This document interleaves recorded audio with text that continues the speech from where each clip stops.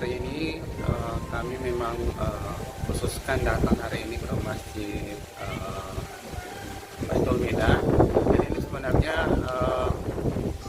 tidak langsung hari ini. Jadi kita sudah melakukan proses sebelumnya.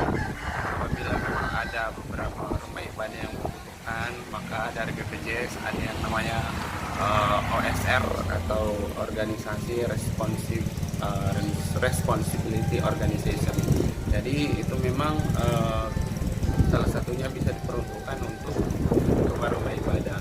Nah, kebetulan masjid yang ada di sini memasukkan permohonan bantuan dan kami sudah survei dapat layak menerima bantuan, dan hari ini akhirnya kami datang menyerahkan, meskipun nilainya kecil, tetapi harapan kami mudah-mudahan dapat berguna untuk masjid ini sehingga masjid ini cepat selesai dan dapat segera digunakan oleh masyarakat yang ada di sini.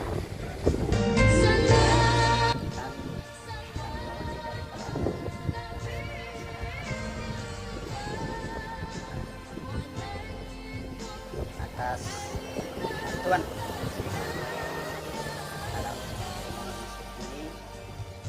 Saya hanya memandang dari bentuk perhatian